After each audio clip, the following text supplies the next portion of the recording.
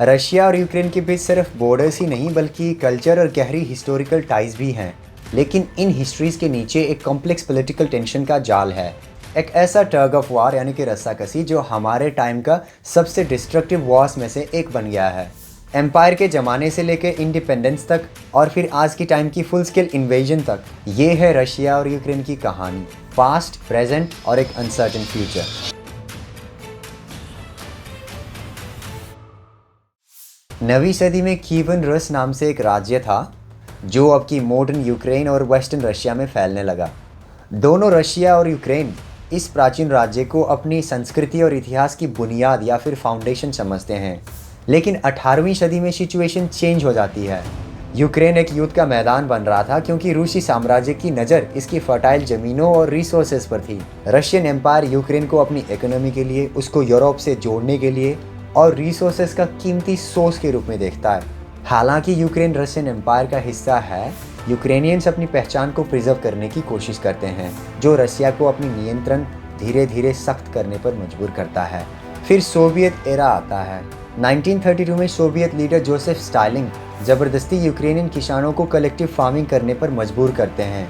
इसका नतीजा हॉलोडोमर, एक भयानक भुखमरी जो यूक्रेन को पूरी तरह से तबाह कर देती है और लाखों लोगों की जान लेती है।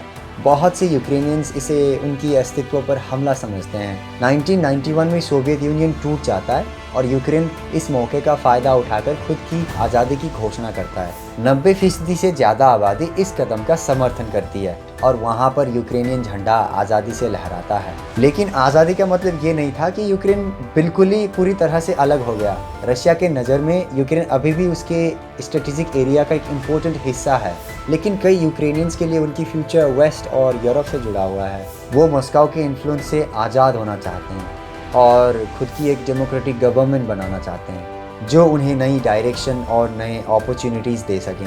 ईस्टर्न और वेस्टर्न यूक्रेन के बीच का डिफरेंस काफ़ी गहरा और इम्पोर्टेंट है। ईस्ट साइड के लोग अब भी रशिया से कनेक्टेड फील करते हैं और उनके लिए रशियन कल्चर का साथ, यूनिटी और हार्मनी का सेंस है।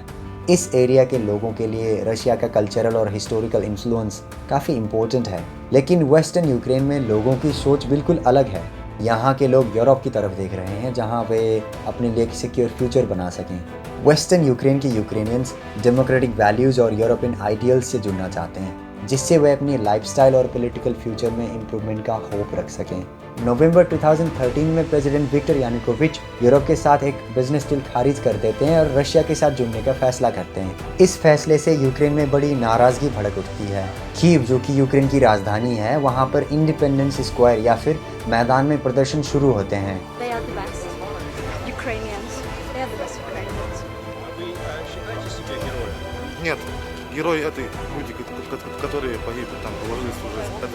मैदान रिवॉल्यूशन यूक्रेन के लिए एक इम्पोर्टेंट टर्निंग पॉइंट साबित होता है। इस दौरान प्रोटेस्टर्स सड़कों पर निकल आते हैं, साफ तौर पर यूरोप और डेमोक्रेसी की तरफ बदलाव की मांग करते हैं। उनकी मांगें पीसफुल थीं, लेकिन सरकारी बल या फिर गवर्नमेंट फोर्सेस इन प्रदर्शनों को जंगली तरीके से दबाने की कोशिश करते हैं। फरवरी 2014 में यानुकोविच को यूक्रेन छोड़ने पर मजबूर किया जाता है, जो नई सरकार की स्थापना का रास्ता खोलता है। ये नई सरकार प्रो यूरोपियन पॉलिसीज और एंटी करप्शन एफर्ट्स पर केंद्रित होती है। लेकिन रशिया के लिए यूक्रेन में ये बदलाव एक वेस्टर्न बैक क्यू की तरह दिखाई देता है। क्यू का मतलब होता है सरकार को ज़बरदस्ती गिराना या बदलना। तो ये इंसिडेंट नए पॉलिटिकल लैंडस्केप को चैलेंज करती है। ये इंसिडेंट यूक्रेन के फ्यूचर और रशिया के साथ उसके रिलेशनशिप पर गहरा इम्पैक्ट डालना शुरू करती है।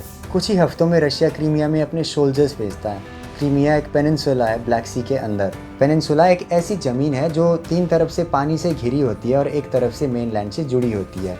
वो सोल्जर्स जो वहाँ पर थे, उन सोल्जर्स को लिटिल ग्रीन मैन के नाम से जाना जाता है और इन्हें क्रीमिया में तैनात किया जाता है रूस की तरफ से, क्योंकि रूस समझता है कि क्रीमिया से उसका गहरा रिलेशन है और यहाँ उसकी ब्लैक सी फ्लीट एक साथ काम करने वाली शिप्स का घर है। इसके बाद एक रेफरेंडम होता है। रेफरेंडम एक ऐसी प्रोसेस है जिसमें किसी भी इम्पोर्टेंट इश्यू के लिए पब्लिक से डायरेक्ट वोट्स लिए जाते हैं और उसके आधार पर गवर्नमेंट डिसीजंस लेती है। तो रशिया इस बात का दावा करता है कि उस एरिया को इंटरफेयर करने के लिए उसको सपोर्ट मिला हुआ है, लेकिन वेस्ट इसे इंटरनेशनल लॉ की वायलेशन मानता है।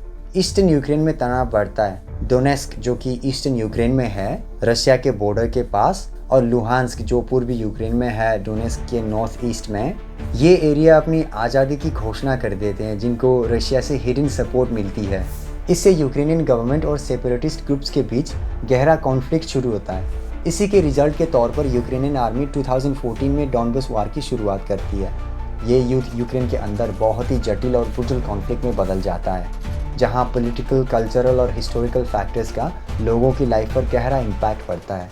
ये कोई ट्रेडिशनल फॉर्म ऑफ वारफेयर नहीं है, ये एक हाइब्रिड वारफेयर है जहां दोनों तरफ साइबर अटैक्स का इस्तेमाल किया जाता है, गलत इन्फॉर्मेशन फैलाई जाती है और गेरिल्ला टैक्टिक्स का यूज़ किया जाता है। गेरिल्ला टैक्टिक्स का मतलब होता है छोटे छोटे ग्रुप्स जो अनोखे वार मेथड्स को यूज़ करके बड़े ग्रुप पर हमला करते हैं। इस प्रकार ये वॉर सिटीजन्स को बिना किसी क्लियर फ्रंट लाइन के कॉन्फ्लिक्ट का शिकार बना देता है। 2015 में पीस टॉक्स के रिजल्ट के तौर पर पीसफुल अग्रीमेंट्स पेश की जाती हैं, जिसमें सीज फायर्स और पॉलिटिकल रिफॉर्म की मांग की जाती है, लेकिन हर तरफ दूसरे को अग्रीमेंट की वायलेशन करने के लिए दोष देते हैं, जिससे ये लड़ाई जारी रहती है। ये सिचुएशन यूक्रेन के लोगों की लाइफ में स्ट्रेस और इम्बैलेंस ले आती है। 24 फरवरी 2022 को Russian president Vladimir Putin special military operation की घोषणा करते हैं। कीव, खार्किव और मैरियोपोल में धमाके गूंज उठते हैं, जो यूक्रेन पर रशिया के आक्रमण की शुरुआत की संकेत देते हैं। पुतिन का दावा है कि रशिया यूक्रेन को डीमिलिटराइज करना चाहता है। रशिया इस कदम को उसके अपने देश के लिए सेफ्टी और सिक्योरिटी के कदम के रूप में पेश करता है, लेकिन यूक्रेन और दुनिया के और भी कई सारे कंट्रीज के लिए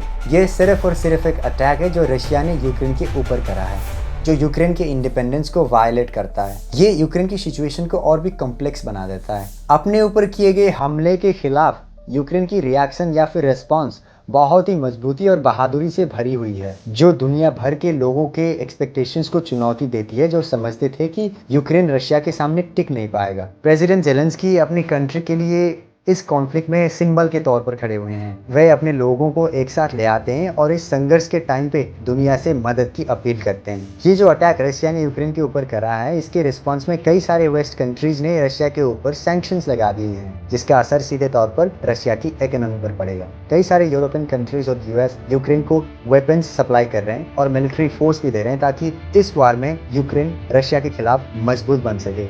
ये वॉर एक्चुअली में पूरे वर्ल्ड के अलायंसेस में सिग्निफिकेंट चेंजेस ले आया है। कई सारी कंट्रीज को अपनी सिक्योरिटी और पॉलिटिकल स्ट्रैटेजीज को वापस से दोबारा सोचने पर मजबूर कर दिया है इस वॉर ने। नेटो, जो कि नॉर्थ अमेरिकन और यूरोपियन देशों का सिक्योरिटी अलायंस है, उसके मेंबर नेशंस के बीच कोऑपरेशन और यूनिटी इसके लिए इम्पोर्टेंट हो जाती है, जो कलेक्टिव सिक्योरिटी और शेयर्ड रिस्पॉन्सिबिलिटी को बढ़ावा देती है। ये वॉर एक सीरियस एनर्जी क्राइसिस को भी जन्म देता है, जो दुनिया भर के देशों को अफेक्ट करता है। एनर्जी की बढ़ती हुई प्राइसेस और सप्लाई में रुकावट कई एरियाज में इनस्टेबिलिटी का कारण बनती है, जो आम लोगों की जिंदगी में सीधे तौर पर असर करती है। रशिया के लिए ये इंटरनेशनल इकोनॉमिक सैंक्शंस उसकी इकोनॉमी पर प्रेशर डाल सकती है। ये जो भी चीज़ यहाँ पर हो रहा है, ये वर्ल्ड बिजनेस और पॉलिटिकल रिलेशंस में एक नया चैप्टर जोड़ता है। ये युद्ध यूरोप को अपनी सेफ्टी और सिक्योरिटी वापस से सोचने पर मजबूर करता है। वहीं यूक्रेन जिस तरह से रशिया के साथ डट के मुकाबला कर रहा है, वो दुनिया के लिए एक इंस्पिरेशन के तौर पर देखा जा रहा है। लेकिन इसमें जितने भी ह्यूमन लाइव्स और इंफ्रास्ट्रक्चर के नुकसान हुए हैं, वो भी एक सोचने वाली बात है। फिर भी जब वार चल रहा है, हमारे माइंड में क्वेश्चन यही है कि ये वार खत्म कब होगा और क्या शांति हो सकती है वहां पर?